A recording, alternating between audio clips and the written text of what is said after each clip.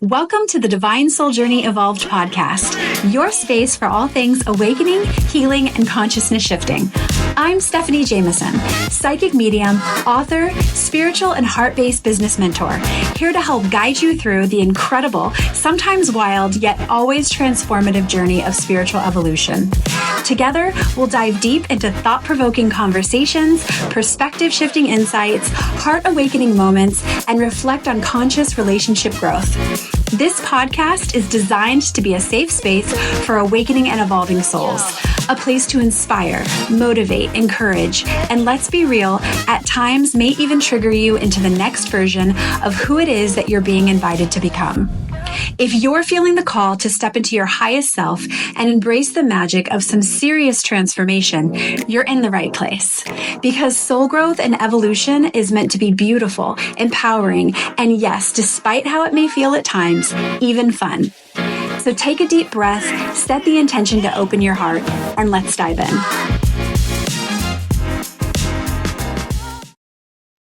Hi, Diane. Hi, how are you today? I'm good. Thank you so much for being here. I am so honored to have you here, and I'm excited to talk to you about such deep and compelling topics. And so I know that we're going to dive deep here a little bit, but I want to give you the opportunity to introduce yourself to our listeners, who you are, what brought you to this point, and where you're at today, all of the good stuff. So I'm going to go ahead and hand the mic over to you for a moment. Thank you, Stephanie. Well, my name is Diane Haworth. I am a spiritual coach, an author. I am the founder of something called the Be Love Principles, and I live right outside of Washington, D.C. in a tiny little area of Virginia nestled in the Blue Ridge Mountains. So that's where I am today. But like most of us, right, it's been one of these kind of journeys to get here. I know that you and I discussed, as I grew up in the 60s and 70s, I was taught to be good, to be quiet, to do what I was supposed to do. Mm-hmm. And that did not work out so well for me. It was when I turned inward, started meditating, and really connected to that truth that's in my heart and yours. That's everything turned around for me. And that's what I just am so passionate about sharing with your audience and anybody else who will sit still for 5 minutes, to be honest with you. So we're a few minutes into this, a minute or so into this, and my body is already full of goosebumps. And I'm like, yes, listen to what you're saying there. It's so amazing. And it's so true. I resonate with everything that you just said, which kind of leads me into, what we're talking about today. The title of this episode is Born to be Loved, Taught to be Good. We're going to dive in. We're going to talk about soul connections, of course, here in just a moment. But it's a return to who we really are. And that programming that you were just mentioning there about, we're taught so much as we're growing.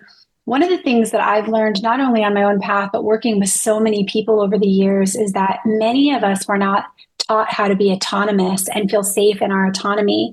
And it's only when we start getting moved through our awakening and our ascension process, and we're being guided to choose love over fear and really open up our heart wisdom, that we even begin to uncover some of that programming. And so, let's go ahead and dive into this. The good girl, the good boy conditioning. What is this, and how does it affect us through our adult years? Well, I can certainly speak to my experience that was specific to this little area in Virginia. I came from a small town, and even though we were in the shadow of DC, this was a small town before the internet where you could just go quietly about your life. And in those days, 60s, 70s, when I was growing up, you went to church, you went to school, you looked for these external authority figures to tell you what was right and wrong. You had or I would say in my family, we had a very specific list of good girls do this, good girls don't do that. And somebody with my personality, I pretty much stayed on the list. And it was kind of a boring list, Stephanie, I'll tell you that much right now. Mm-hmm. But it was what was expected. One of the things I wanted to do was make my parents proud, do well in school. I was certainly brought up to believe a lot of my identity and many women in my generation, our identity would be tied to our parents or eventually to a spouse. And that was just something that didn't sit well with me because it left me out of the equation. And that's Hmm. another path that led me back to my heart. Mm. That's powerful. It can really affect our thoughts and what we are able to manifest in our life, or what we are consistently recreating in our life, the patterns and the challenges, all of it. It all starts from what we were exposed to when we were younger. How did you navigate that? You say that didn't sit well with me. What did you start to do? Well, I started to understand that this external thing wasn't working so well for me. It wasn't. Hmm. It wasn't the path to happiness and nirvana that I was sold. It was like this. I don't know, is everybody just pretending that this works? Because it's not working for me. And the more that I could quiet my mind, because I had also never been taught to quiet and go within, right? All my answers were supposed to be out here in a book, in a webinar, in an authority figure. And I'm not blaming any for that, by the way, because I think a lot of our individual experiences come from our personality, not only, right, our environment, but our personality and how we interpret things. I just started realizing, once I started meditating, by the way, I started realizing, well, now wait a second. If this stuff I'm learning in church, God is good, God loves everybody, unless they fall into that category, then that's not a good thing for some reason. That didn't make sense to me. I also started to think, well, wait a minute. A loving parent would want me to love myself as much as I loved everybody else. Doesn't that make sense? And I just started asking questions. And Stephanie, I have to say that it, evidently I was pretty obnoxious about it, not meaning to be. I just wanted answers. And I Hmm. realized eventually, as I read more and I thought more and I meditated more, every answer that I really wanted would be guided from this internal source. And that's when everything started to shift for me. And I think that's everybody might have different adventures on the path, but seems like a lot of the paths, right, lead back to that eternal truth that's in our own heart. Hmm. 100%. And I admire your story so much. It's very relatable, and I'm sure everyone who's listening is shaking their head right now, going, "Yes." But I feel like a lot of it comes from, as you start to go down this path, you realize that your parents, your grandparents were also battling their own wounding. They were taught to look outside of themselves, and so they were just repeating a pattern. They were just repeating generational trauma that they were taught and kind of going into robotic mode. I was also taught the same thing, look outside of the self. I was the questioner as a kid, and I don't know about you, but I would get in trouble for asking too many questions. It was labeled as back talk, when in all reality, I was just trying to find the answer. I wasn't trying to back talk the parents. I was genuinely trying to figure out why we did things this way, because it made absolutely zero sense to me. I was taught to fear somebody who made me the way that I am. It was the weirdest thing to me. I remember having these thoughts and these feelings and feeling so conflicted inside, because of the way that I was conditioned. Yeah. So it was like what naturally I wanted to do, and the natural gifts that I had, being an evidential medium and having these spiritual gifts, and just thinking the way that I think. I was told that it was all wrong, even though I was also taught that God made me the way that I am and God makes no mistakes. What? Yeah. Well, What a, uh, oh. I think you hit on actually one of the most essential traits that I have seen on Seekers on the Path, and that's curiosity. But why do we do things this way? Well, could we do them another way? Well, what if I look at these other things? And you're right. How could you be perfect but not right at the same time? Mhm. Those are this curiosity I've seen over and over again open these new doors to deeper connection. And that's one thing I'd always encourage people. Be curious, ask questions. Yeah. And that was something that I meet a lot of women. Obviously, I work with men and women, but I meet a lot of women who have been exposed to good girl conditioning, and they grow up to be people pleasers and they have poor boundaries, if any, or they don't even know what a boundary is. And that was definitely my story, the good girl conditioning. I was raised Catholic. And it was very strict. We had a strict set of rules in the house, and it was what it was. And there was really no questioning around any of it. None. This was the way that it was. And so I had to really go down this path of figuring out who I was. Same type of thing. By the time I was 18, 19 years old, I was meditating. I was allowing myself the opportunity to be alone with my thoughts. And there was just all this wisdom coming in that was the exact opposite of what I was taught as a kid. And the more I leaned into my autonomy, the stronger the connection I felt to God, the universe, myself. And then I started leaning in and healing that inner child. And I was teaching her that, hey, it's okay for you to be yourself. It's safe for you to be yourself. And, you don't even know this aspect of yourself. So let's dive in and figure out who you truly are. And I feel like even today, I'm sure you feel the same way. I'm still discovering aspects of myself that didn't even know were there at one time. Because a lot of that, at least I find for myself, certainly recently, as your environment changes, as your challenges, as your new traumas come up, new experiences, right? This foundation of what you are you someone who still lives from fear, which is what I was for many years, right? I reacted from fear.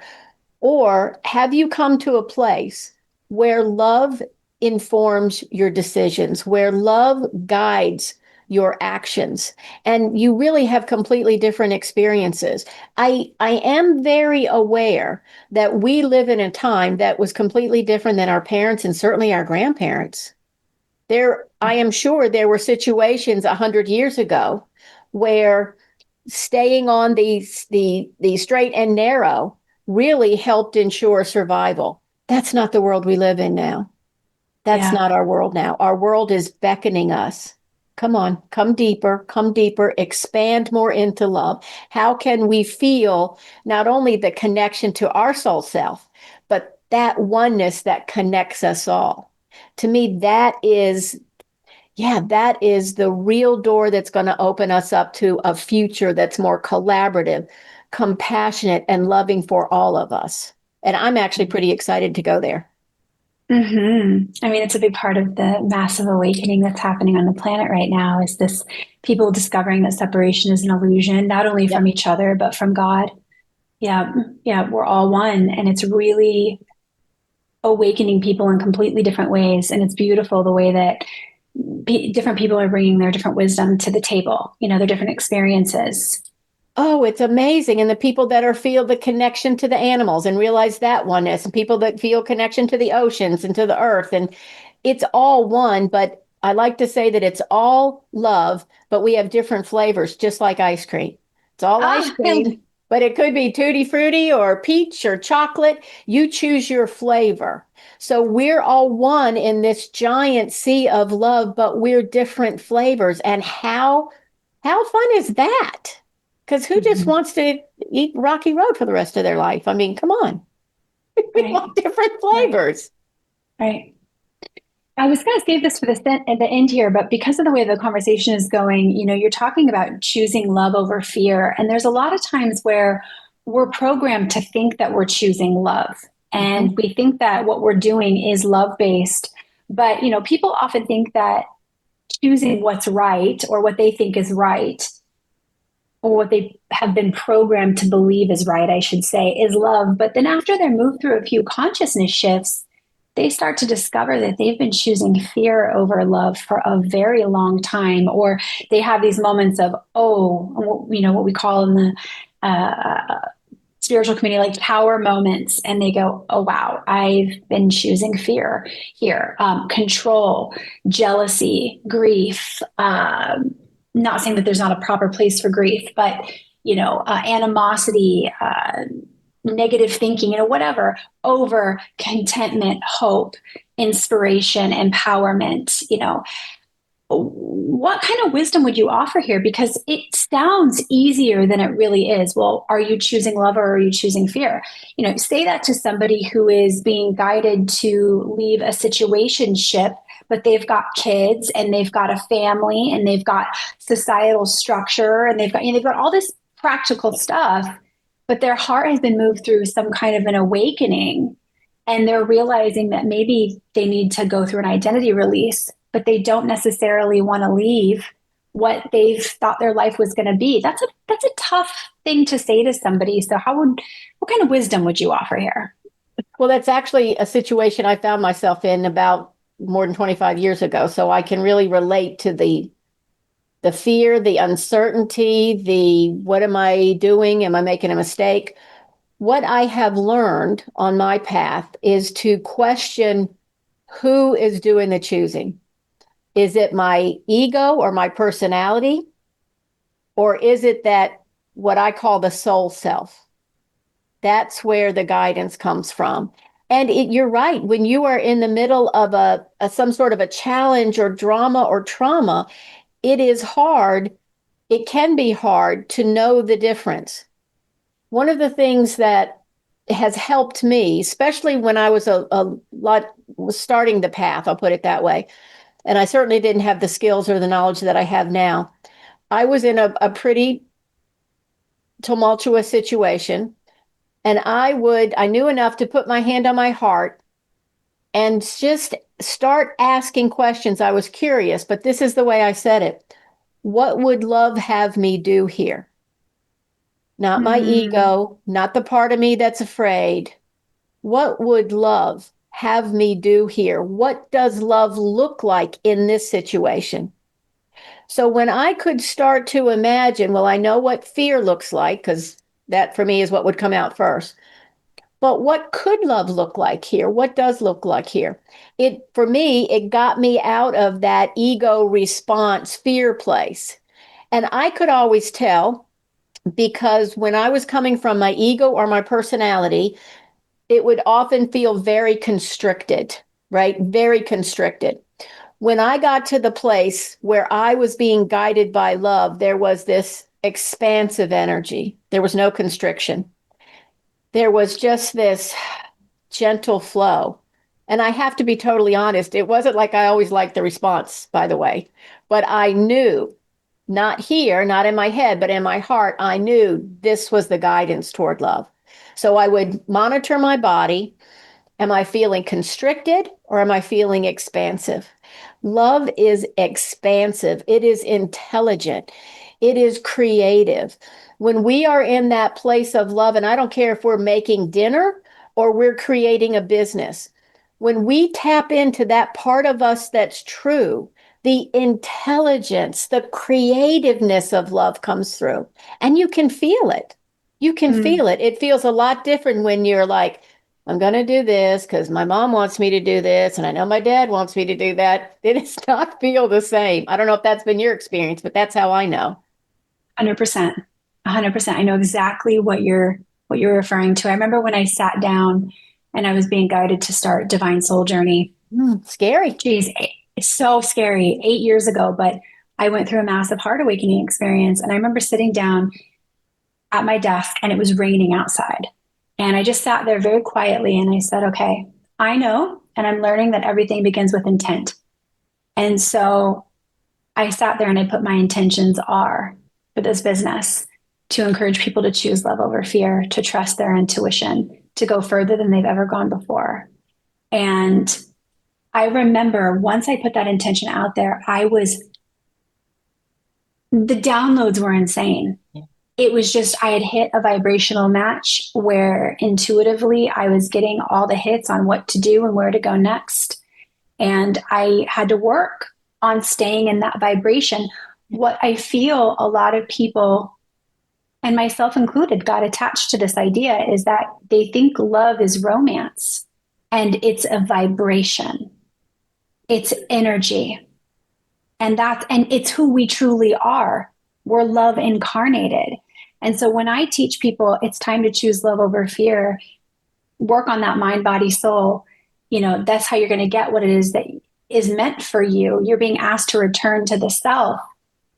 It's so often mind blowing to these people because, I work with a lot of people who they've either been moved through some kind of a heart awakening, they've met someone and they're heavily attached to that person, or somebody's come in, or whatever the case may be. And I go, it's the vibration of love that you're being asked to walk down. Release your attachments, release your expectations.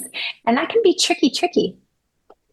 I think you've hit on something that is so pivotal on this journey, at least in the English language, right? It'd be very normal for us to say, I love my child, I love my partner, I love my slippers, I love spaghetti. That is not what we're talking about. That is not it at all. It is this intelligent, creative energy that creates galaxies, that beats your heart and mind, that makes the tides come in and out. That is this energy, this vibration of love that's not judgmental, by the way, and it is not attached. It simply is. And you're right, that is a huge leap for someone to make. But boy, once you make it, you are well on the way. Yeah. It was so interesting because that night that I was kind of growing through all of this, I tend to be a night owl. I get really creative at night. Most intuitives, creatives, artists do. At least I know we get our downloads at night quite a bit. And so I remember watching the movie Interstellar, which is one of my favorite Oh, movies. wow. And I remember watching it and having all of these epiphanies and discovering that it was his love for his daughter that created something illogical that got him from point A to point B in order to get the message across to her. And that was a big lesson for me in regards to how timelines work, in regards to how spirit communicates with us. And that really all you need to do is tune into the vibration of love. And it's amazing the type of messages that your team can bring through to you, that your guides can bring through to you, that loved ones can bring through to you as you level up or learn how to maintain. And so I really realized in some of those moments, I actually kind of missed my initial awakening because it's so exciting in the beginning, But I remember going, okay, love is completely and totally illogical. It's expansive. It knows no bounds. And if I'm love incarnated, then I'm all those things too. Ooh, I could have fun with this. And everything just started to take off for me. It was like I had a book deal, I had opportunities coming my way. I had, it was just the more I was choosing myself, loving myself, honoring the wisdom that was coming in from the universe, trusting more despite what everyone around me was saying, and learning to really live autonomously, everything just clicked, like you said. Everything just changed. Mm-hmm. Yep. Those are such good points. And I think for people to understand, there's even a misunderstanding sometimes about loving yourself. Yes, go get a massage and have a bubble bath. That's great. But what I'm referring to, and I'm guessing you too, it's loving that divinity within. Our invitation in this life is to be fully divine and fully human and live from that intersection of our divine self having a human experience. And it is, just like you said, it is so exciting once the light bulb goes off and you're like, oh, wow, wait a second. If that's true, that means all that's here. That really is exciting. Right. And it's also something that people are afraid of. Oh, of course, we're definitely, because of the programming and the trauma and all the stuff, I was definitely very, very scared in the beginning, very nervous. I had to purge out so much that wasn't just even mine, but on top of years and years and years of stuff that I had to purge out. But there was this vibration that hit that was completely and totally undeniable. It changed the way I perceived the world. It changed the way I thought about people. It changed the way it just changed me. It just completely changed me. And it was like a curtain, a veil had been completely and totally lifted. And all of a sudden, different chapters of my life began to make sense. And I realized, oh, well, no wonder I was always the questioner. No wonder I experienced this type of trauma at this age. And no wonder I had to recircle it back around to it at this age. I understand now. I had to get moved through all of that so that as I got moved into my purpose, I can now help others. Yeah. Whoa, okay. Yeah. It is amazing, isn't it? And it's not that you would consciously choose specific challenges in your life, but when you are aware enough to look back, you really can see how the soul has always been, come on, you can do this. Come on, let's wake up. Come on, let's go. And Yeah. yeah, it's just, uh, there's no words. I mean, it's just amazing. Well, and people often ask me, how do I know the difference between my intuition and my mind? And I always encourage, and this has been my experience, your intuition is going to guide you to go someplace you've never been able to go before. It's going to push you beyond what's quote unquote logical. Expansive. That Yes, is that expansion. it's going to take you to a point where, yeah, you're gonna be scared. Your knees are going to be knocking, but Yeah. how much trust are you going to have in the self? Yeah. In the divine part of you. There's something that someone told me years ago that really it stuck with me. I was dealing with some kind of an issue, whatever it was, and I'm like, I don't know what to do. And this very wise person says, "You're right, you don't, and you shouldn't trust the ego part of you because you don't know what to do, but the divine part of you does." Mhm. And that was like, oh, that's right. That's right. The only confusion I can really have, and I'm not discounting the horrific issues that we all go through from time to time in our life, right? But there is no confusion in love. You can use love as a foundation to move through traumas and dramas and challenges in any situation. And it doesn't mean that I don't happen to think that just because you're on the spiritual path, you get to ride unicorns and jump over rainbows every day. You still have a life to live, and there's still many invitations in that. But boy, is it a different ride when you're coming from love. Mhm. Mm.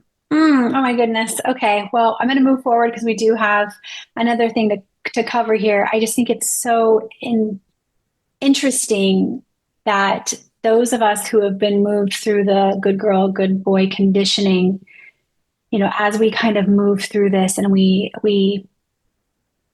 our egos are challenged, it's easier for us to lean into love. And then once we do, we realize that it was always there. Yes. We've known it since we were kids, and the epiphanies happen faster. The downloads are quicker, and everything just kind of starts to make sense with time, patience, and trust. Yeah. Yeah. So moving forward, um, you have recently been moved through a big loss, Yes. and my heart just wants to reach through the screen and give you the biggest hug ever.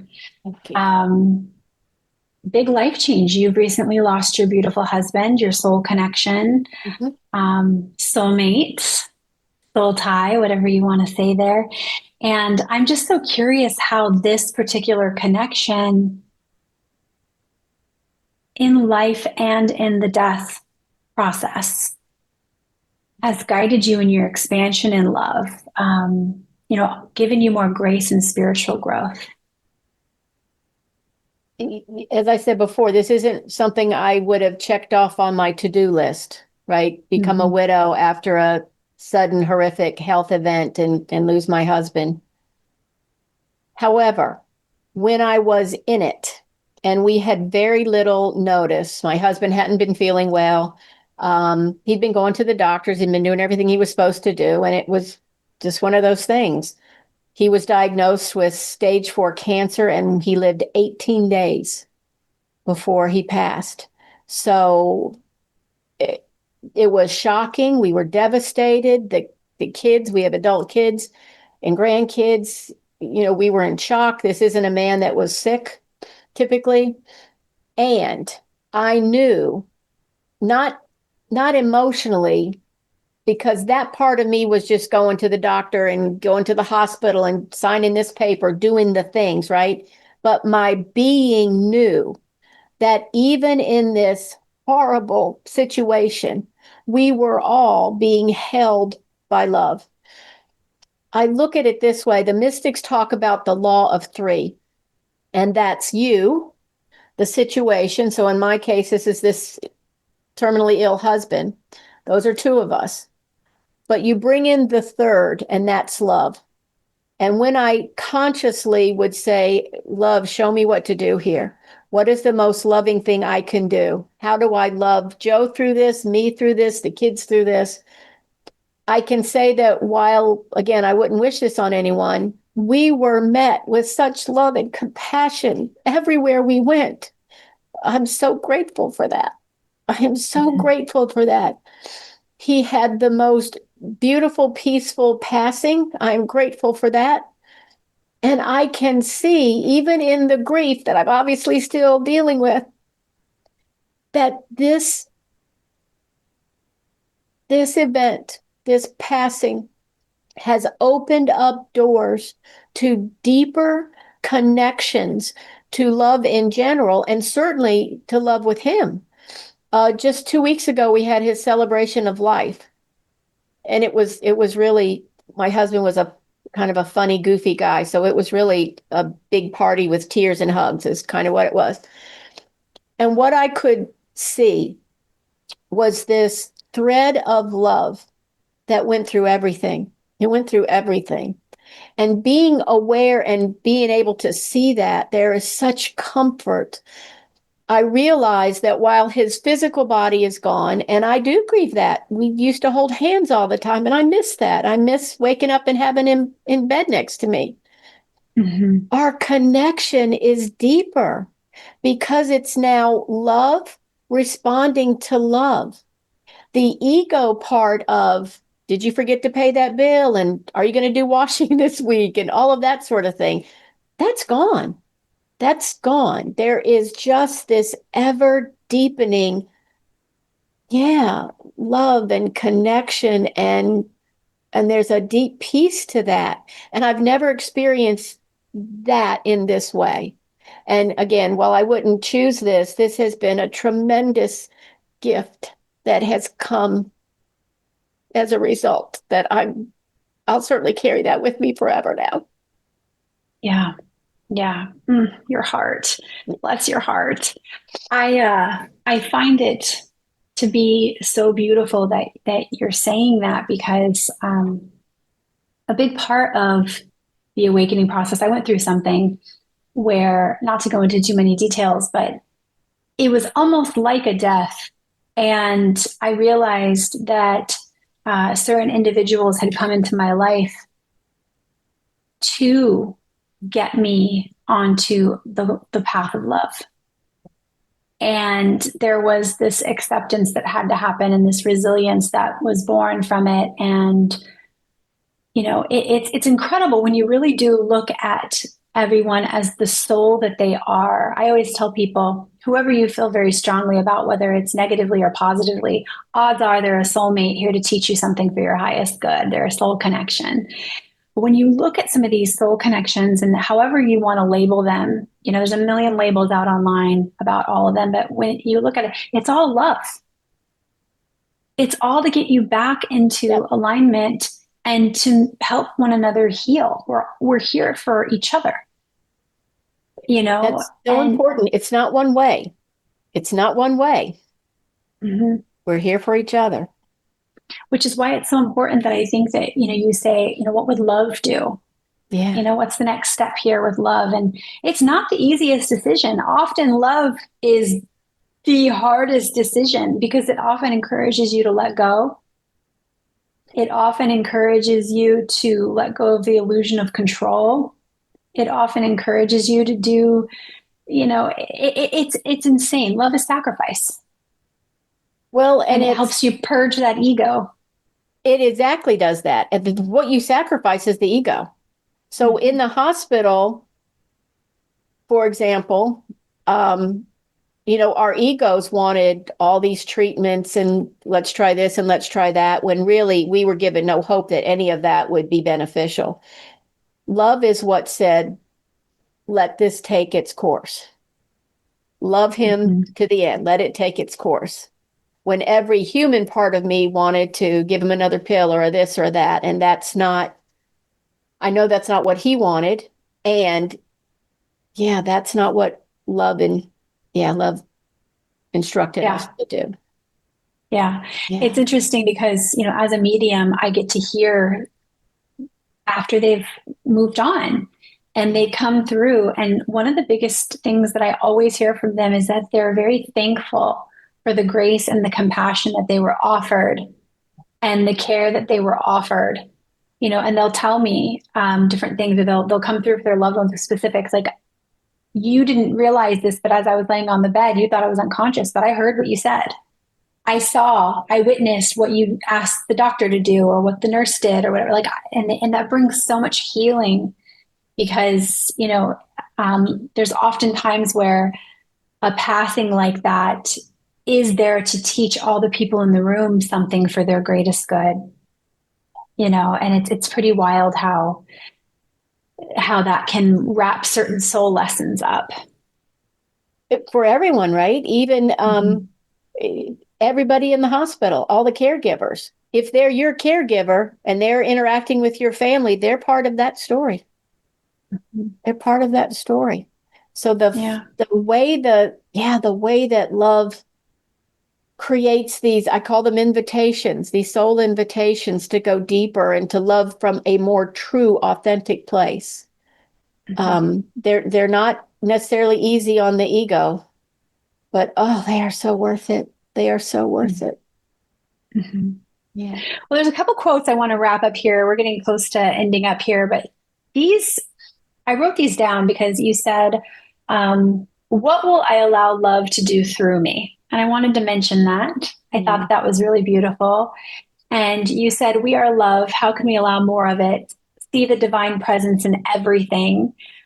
These are just a couple little things when I first met you. I noted because I thought these were just such beautiful things, and I wanted to share that with the audience. Oh, thank you. Um, is there any other little thing that you want to share? Exercise, statement, anything you want to leave people with? The floor is yours. Obviously, you've been moved through a lot as of recently, but you're kind of coming back online here Yeah. and serving in a different way. What would you recommend or say to people who are getting moved through consciousness shifts, level ups, being guided to choose love over fear?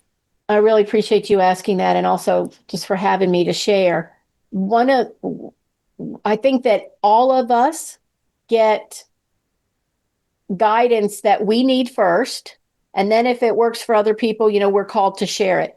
One of the things that I used over and over and over again in the hospital and through all of this was a process that came to me, and I call it the Be Love principles. So, for example, when Joe was my husband, when Joe was diagnosed, and we're in a emergency room and we're hearing the unthinkable, I'm taking a breath and I'm going through those principles. And to me, each of these can help in these situations.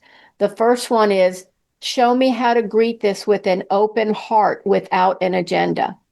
That took Mm, all the fear out of the word cancer. That helped me be present with an open heart without attachment.